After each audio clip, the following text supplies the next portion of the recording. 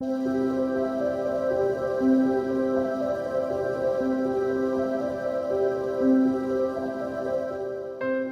and welcome to my podcast on radical self-love, an Ayurvedic perspective on healing body and mind. My name is Sandra Hayes and I'm a Vedic practitioner, meaning I utilize Ayurveda, yoga and Vedic astrology as well as transformational creativity to help you become a conscious creator of your own life, health and well-being. For more information and for access to my online learning platform, The Little School of Happiness, please go to www.sandrahayes.eu.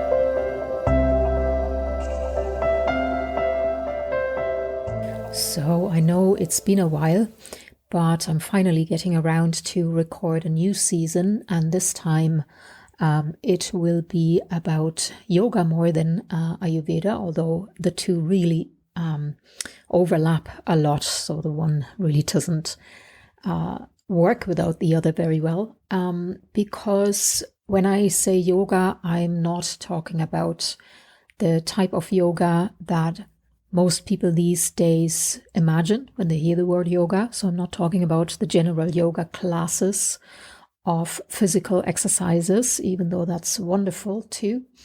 But I am really talking about yoga in the very traditional, ancient sense of the word, what it actually really means and how it is described in the Yoga Sutras.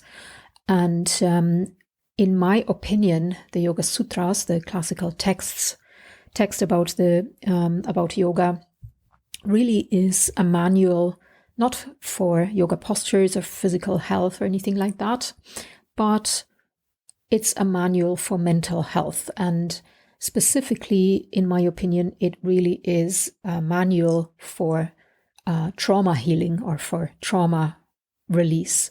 And again, here is a little bit of a difference between what we think of as trauma, maybe nowadays, and what people in those days may have thought about yoga, because the Yoga Sutras, they were written by Patanjali in roughly maybe around the year 200 AD, but it was a compilation of knowledge that already existed for a long time, and that knowledge goes back a very long time to the Vedic age, where the Vedic scriptures were first written, but even further than that, where it was orally transmitted.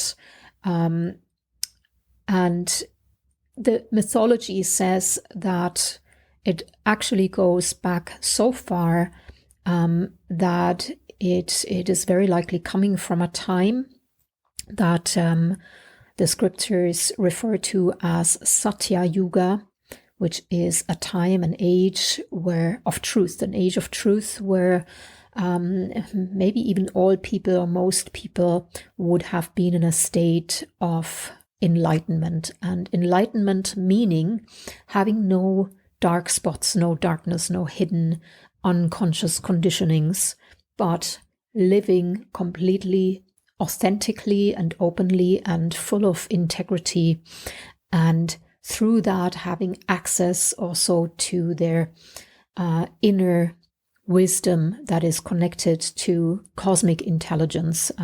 Do a few episodes probably on that, because it is a long subject and I do want to go through the text as well, through the Yoga Sutra, but so that it becomes clearer what I'm talking about, I want to first talk about what actually is trauma really. What do we understand as what is trauma? So if you look at the dictionary, the Oxford Dictionary defines psychological trauma, and that's what I'm talking about now, not necessarily physical trauma that happens during an accident, but psychological trauma is a severe psychological shock that remains in the subconscious mind for a very long time. So the word itself, it comes from the Greek language and it means wound. And so it refers to the emotional and psychological reaction to an overwhelming or stressful event that that overwhelms the psychological protective mechanism. Or simply put, it's an event that overwhelms the nervous system so that the experience can't be fully processed and continues to have an effect on the subconscious. And this could be an acute event, such as an accident or an attack or natural disaster, or even multiple events of varying nature that can lead to complex trauma. For example, has people in war zones that are currently living in war zones experience it, on an everyday basis. Even regular and long-lasting small minor events such as difficult childhood experiences, even an accumulation of small events like that. Any event that can lead to a part of the authentic self being split off because it's experienced as not safe. Anything like that can trigger stress and trauma that can have a long-term impact on psychological and physiological health. And what that could mean is it could be neglect or abuse, but also other factors such as things that nowadays we all experience, or many of us experience, like the divorce of the parents, or parents being stressed all the time by work and by their own trauma that they carry from their own childhood.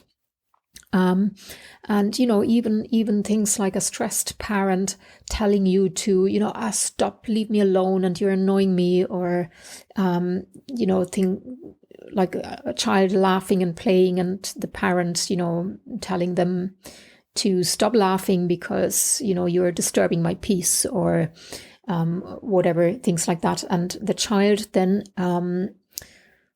if it experiences this on a regular basis, then it learns that it's not okay to be themselves. And that is a trauma that can lead to a trauma, because it learns over time to split off that happy part of itself, or him or herself, that just wants to laugh and be free in their expression, in their emotional expression.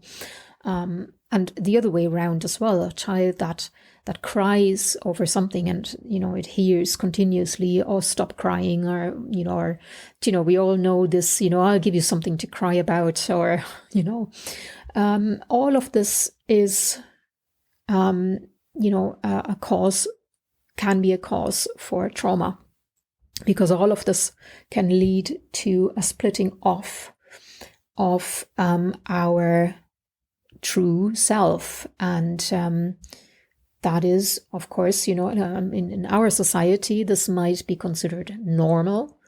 But when we compare it with, the actual real need of human nature, what is human nature and what do we really need, as opposed to, what's normal in this society, then we're not living a healthy life. We're not living in a healthy society. And some of you might know Gabor Mate, this very famous Hungarian doctor and trauma expert that has been in media quite a lot. I'm quite a fan, actually, of his books. In his quite recent book, The Myth of Normal, he describes this dilemma quite well, really well. So I really recommend this book. And he explains really well too that people have some fundamental needs. Now, the Vedic scriptures actually state that very clearly as well. The Purusharthas, everyone has 4 fundamental needs according to the Vedic scriptures. So that is artha, or the need for physical safety. That also includes financial safety and also physical health. We have the need of kama, which is the need to actually experience joy, love, connection to people. We have also the need for dharma. That means the need to fulfill, to live out our own individual true nature. So to, live out our calling in life. And the need for moksha, which is liberation, to be free not only in the outer life, to be free from bondage or slavery to some outer forces, but also freedom from our inner bondage, our inner slavery to our own unconscious conditioning, our own, old trauma. That means in our society, that would mean, the right to therapy, for example, to practice spiritual, to have a spiritual practice or whatever helps to relieve ourselves from the effects of trauma. And so also Gabor Mate describes these fundamental needs, and he describes, for example, two needs that sometimes stand against each other, and that's the need for social connection and the need for authenticity. So, moksha also being moksha and dharma maybe together is really the need for authenticity, because, you have the need to be yourself, to live according to your own true nature, and the need to be free from inner forces that, keep you in bondage, that, make you react to things rather than freely decide. So that is really the need for authenticity. And then you have the need for social connection. And both of these needs have to be fulfilled to be happy, to be truly happy. But especially as children, often these two needs are in opposition to each other. Because if a child wants to express their authentic self and their emotions by, for example, like I said, crying over something, crying over an inner emotion, an inner suffering, and they begin to cry loudly, but then the stressed out parent reacts with anger or with, withdrawal of love, then the child learns over time that it's not safe to show emotions openly, and the child begins to suppress this part of the self. And so in this case, it's not the body, of course, whose life is threatened, but it is the soul, the self, the true self. So this too is what we then refer to as trauma. It's a life-threatening situation, life as in my soul's life, my true self. Can my true self really be alive and exist? And if I learn that it can't, then it is trauma. And when we repeatedly experience such a threat to our own authenticity, then it can have a real long-term effect, as in, chronic trauma. And the Yoga Sutras describe this very well. They describe in the book, and I'll get to that in later episodes, what does that feel like, when we're not really able to live, to be freely authentic in ourselves. And of course, it depends completely on the individual as well. It depends on everyone's constitution. So if you might have listened to my podcast series on Ayurveda, where I describe the differences in the constitution, and that has an effect, of course, not only physically, but also psychologically. So, Vata, Kapha, Pitta people will react very differently to trauma, where, there could be 3 siblings growing up in one family, one Vata, one Pitta, one Kapha, with the same parents, the same experiences, and each one of them will react differently. The Vata person will clearly, be probably very sensitive toward whatever the experience is, maybe rebel a little bit more as well.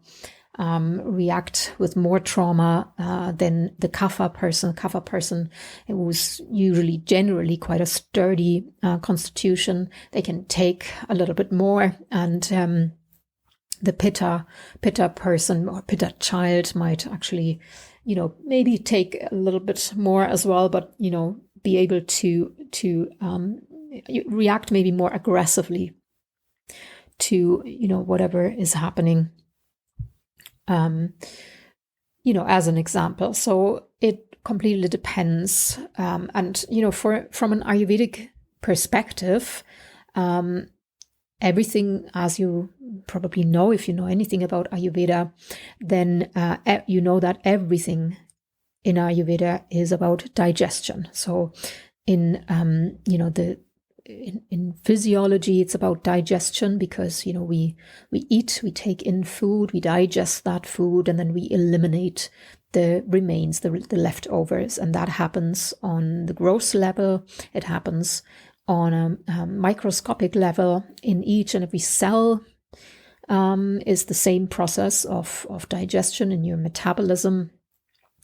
And it goes more and more subtle, and it doesn't stop in our mental digestion. So the Ayurvedic psychology describes this mental digestion as the exact same process, really, just in a more subtle way. So we take in food, but we take in food not through the mouth, or not just through the mouth, but we take in food through all of our senses. We take in food through the eyes, through the ears, through our, olfactory senses, the nose, the touch, the skin. And in our nervous system, then we are processing this food, this very subtle food. And then we assimilate whatever we learn. The useful information is assimilated and stored, and the kind of residual substances are excreted from the nervous system in form of activities. So again, if you're, maybe listen to the episodes on Ayurveda, the episode on Samkhya. Samkhya is the philosophy that describes, these kind of processes a little bit, or, the structures and the pathways of how, where this digestion goes through, or how it really works, because these activities, they would go through all the organs of action. So we would express things, we would be able to express things, for example, through the mouth, like I do right now, through our speech, or through our voice in general. We can express things. We can obviously eliminate, physically, we can eliminate through our organs of elimination, through our sexual organs. We eliminate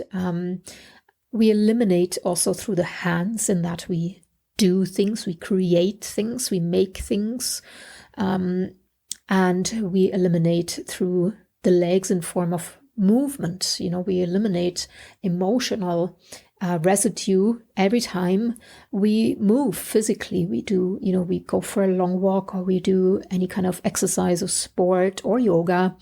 We eliminate something every time we are creative. We do something with our hands. We eliminate extra kind of stored emotional residues. Every time we sing, we speak, we tone with our voice, we eliminate. So this is the mental digestion that is, important. Same process as the physical, where everything is a digestion.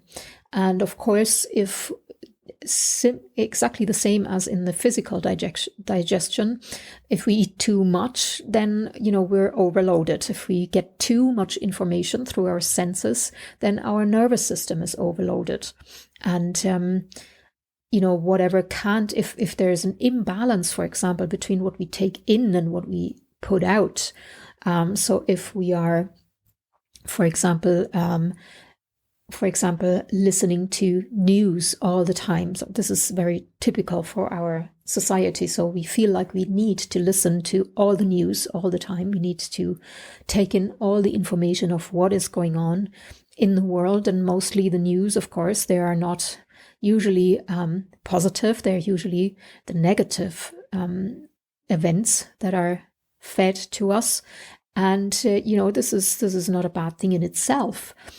For example, for people who become activists, people who do something, who become maybe, socially, politically active. They join Amnesty International, they join, whatever it is, and they become active. Then they eliminate, then this information becomes, makes sense, because, you take in information, you process it, and you have a pathway of elimination for it. However, if you only just, every morning with your coffee, you're reading the news, all the bad news, and say, oh no, again, this happened again, and that happened again. And then you're not, eliminating, then there will be eventually some residue, and it will show in, emotional symptoms, like maybe you might become a little bit more anxious, a little bit more, fearful of the world, maybe mistrusting people, or things like this. This is just an example, but I think you know what I mean. You get the point of this mental digestion. So we need to have an output as well. We need to be creative and express. We need to talk about things. We need very much we have the need to express emotionally, which is also something that in our society doesn't actually happen enough, because we were just, as a society in general, now of course everybody's different, but as a society we are not generally talking a lot about our innermost fears, and our true self is not always expressed. It becomes clear that our true self cannot be our true self if its existence is threatened. And whether it's a real, actual life-threatening situation that threatens our physical life as well, for example during an assault, or maybe it's in repeated situations, like I just mentioned, in childhood, where we find it just too threatening, too unsafe to be authentic. The reaction of the nervous system is more or less the same. So, let's talk about that a little bit. Let's talk about what happens in the body, in the nervous system, when we are under that kind of stress. So in an ideal state, our body is in a homeostasis, in a balance of movement and secretion, and, is well balanced Ayurvedically as well, with the doshas and all the, interplay of fluids, hormones, organ system, and so on. So this is all working in harmony with each other. But in an event of an acute threat, and it's, whether it's a threat to the body or a threat to the soul, however, this balance can be disturbed. Because we have special functions in our body that activate during emergency. And so first of all, what happens is that cortisol is released. So it's the release of cortisol is triggered through whatever threatening event, and then cortisol stimulates the production of adrenaline. And then both hormones, cortisol and adrenaline, can then flow freely through the bloodstream, and they activate then a response in the sympathetic nervous system. And this increases. This is for a good reason, because through that activation of the sympathetic nervous system, we all of a sudden can increase our perception, our ability to think on the spot. And it's also, it gives us pain tolerance, so that we can deal with pain much better in an emergency situation. And also very importantly, the heart rate and breathing are increased so that more oxygen can get into the muscle cells and more strength and speed is made possible in case we have to, react, fight or flight. So, and also glucose is increasingly released from the liver into the bloodstream to provide energy for these kind of emergencies. And to make that possible, the release of insulin then is suppressed. And because of all that, less energy is used then for digestion of food or for the immune system. So these kind of are the systems that are taking a back seat, so that, we can have all the energy there for this particular emergency event. The sympathetic nervous system is stimulated in this event, and the parasympathetic nervous system is shut down. So that also means, we're kind of less relaxed, where we don't have, for example, the desire for sexual intercourse is suppressed, which also has an effect actually in, Ayurvedically, because like when we, for example, talk in Ayurveda about aphrodisiac, when we prescribe sometimes or recommend herbs that act like an aphrodisiac, this is not just for, to increase sexual intercourse or desire for sexual intercourse, but it is to increase your lust for life. It's like a lust, a desire that is activated not just for the actual act of sexual intercourse, but for connection, for joyful moments. So yeah, this is all plays a part. It's all connected within each other. It doesn't work separately. So in this emergency, however, all these mechanisms, they help us really to survive. Like, I say many times in my other podcasts, the body really is a very intelligent organism, intelligent and living organism that is constantly doing things in order to help us, in order to, make us live and protect us and make us be healthy. So this also is a really wonderful function that we need when we really are in an emergency situation. But usually when we are in a real emergency situation like that, like in nature, if you observe animals in nature, then the danger, whatever danger it is, it's more or less temporary, and then it's over. After a while, it's over. So the lion might get me, but either I'm dead, and even in that case, this system helps me to feel less fear and less pain, and prepare me for the event of death. Or the lion, for example, gets distracted, and I actually I'm lucky and I survive, and then the event is over. And then the body has its ways to regulate itself again.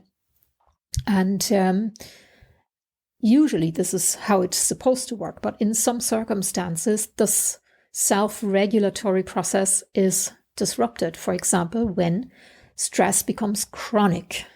So, when we are constantly experiencing these small stressors like we do in our society, in our world, that's something that, animals in the wild don't necessarily have, not in the wild anyway. Or it happens when the stress reaction can't be completed for various reasons. And so then there are real difficult consequences to that whole system, to that whole process, because then so when it becomes chronic, then, like I said, all these things that have been taken a backseat, like the digestive functions, the immunity, that really has devastating effects sometimes on the body in the long run, because, if you can imagine, if, digestion really is everything, and if digestion isn't properly working, then my metabolism isn't properly working, my immune system isn't properly working. I will develop metabolic disorders, inflammation in the body, dehydration, and a lot of other difficult results. And also on a psychological level, it's the same thing, because, like I said, it's the same process. It's also a digestive process. And so on a psychological level, people then develop things like anxiety or depression, or, concentration isn't really working properly. So concentration disorders, learning difficulties, they resort to substance abuse, maybe addiction problems, eating disorders, attachment disorders, and lots of other possible symptoms. And then I also want to mention the polyvagal theory that you might, or very likely you've heard of before, Stephen Porges' theory about the autonomic nervous system, so the part of the nervous system that is responsible for the automatic functions of our body, such as our heartbeat and breathing and digestion and so on. So it consists of the sympathetic, so the activating, and the parasympathetic, the regenerating part of the nervous system. And the vagus nerve is known as the probably longest and most widely branched nerve. That's where its name comes in as well. Vagus means wandering, because it's wandering through the whole body almost.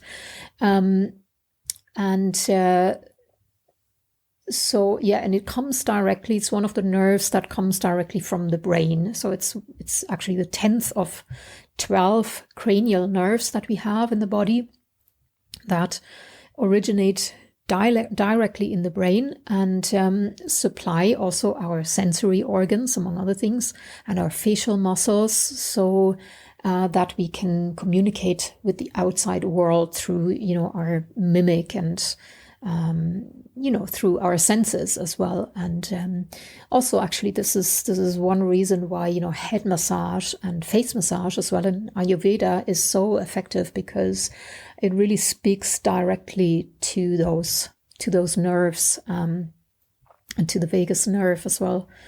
The vagus nerve in particular travels from the brain through the neck, along the, behind the back of the throat, through the neck and into the body, and it connects really important regions and organ functions to each other, such as our digestion and respiration and circulatory system, and our kidney and bladder functions as well. And this is also a reason why sometimes, things like bladder disorders can be linked to actual trauma and stress, rather than just only like a weak pelvic floor. So on its way, the vagus nerve, like I said, it runs through the throat, the back of the throat, and also all the way down to the pelvic floor. And the vagus nerve cells, they're mostly sensory nerves. So 80% of them are sensory. That means they bring information from the body to the brain. So it's what's referred to as bottom-up information, because it literally brings it up to the brain. And then a small amount, 20%, are motor nerve cells. That means the other way around, it's top down. The information is communicated from the brain to the body, so that we can, give the body orders, or, to move. So activate the body to move, for example. And so that means the vagus nerve, because it's mostly consists of sensory nerve cells, it is very sensitive, and it reacts accordingly to all sorts of external stimulation.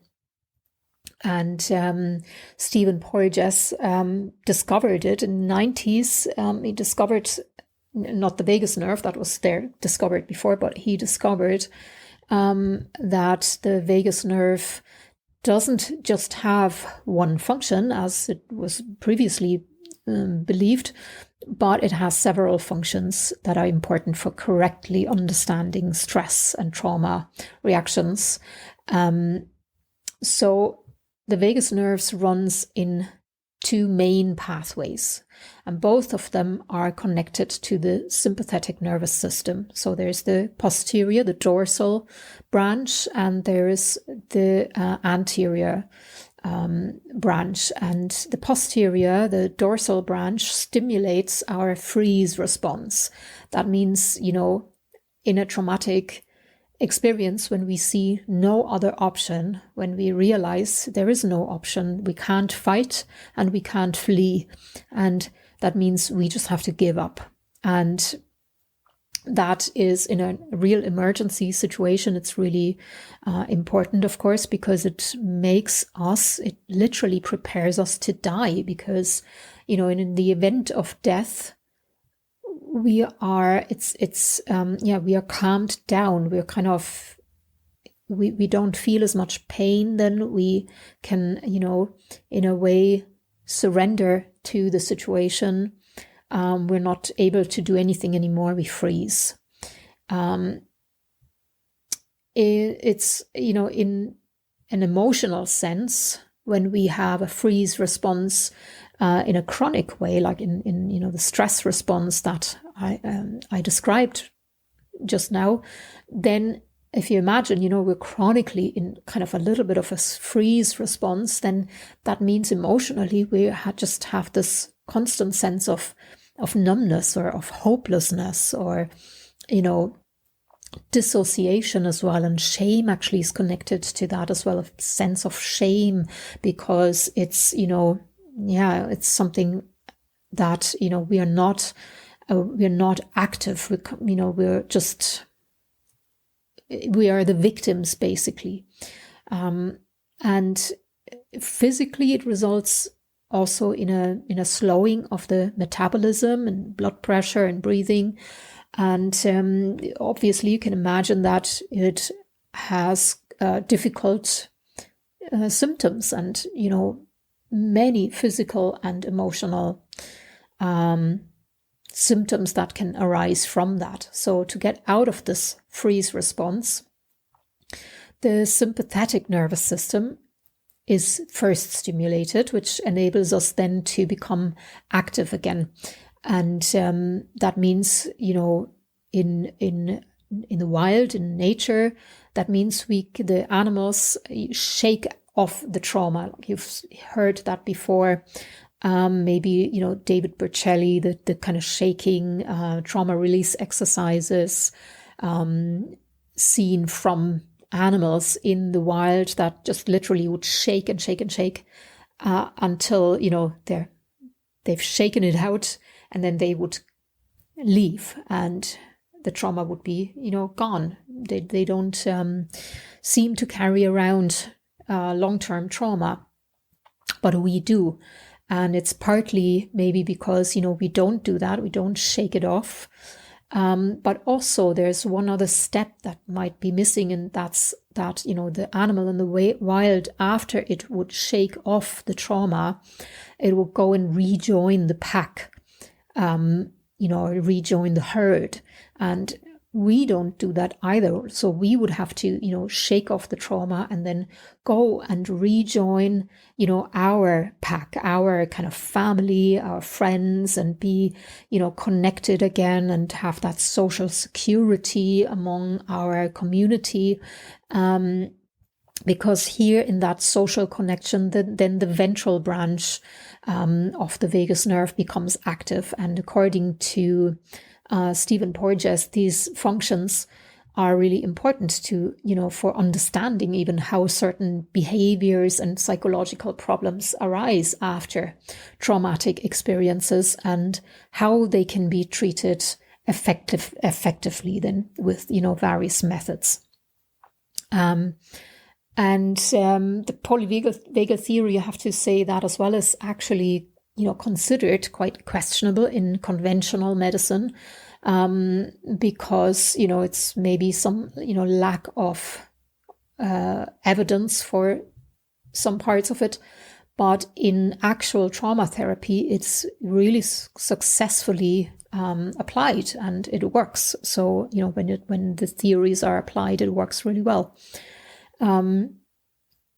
So yeah, there's actually a really good way of testing your own function of the vagus nerve that's really insightful. So because this, if it works, if this switch between those two pathways, the dorsal and the ventral branch of the vagus nerve, if it works really well, then you would notice that in your pulse.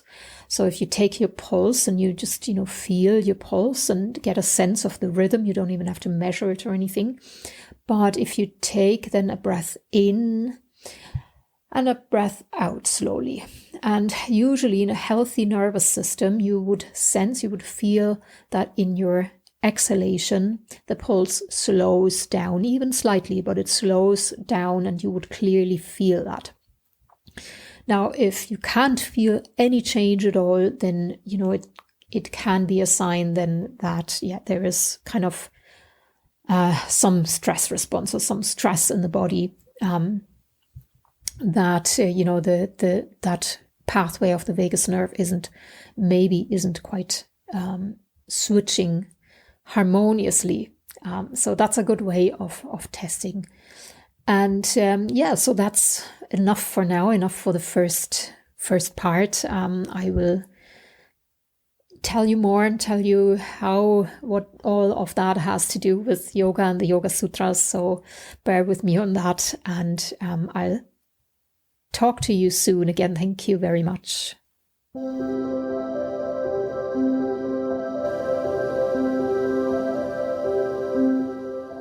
You were listening to a podcast on radical self-love, an Ayurvedic perspective of body and mind by Sandra Hayes and the Little School of Happiness. For more information and offers, go to www.sandrahayes.eu.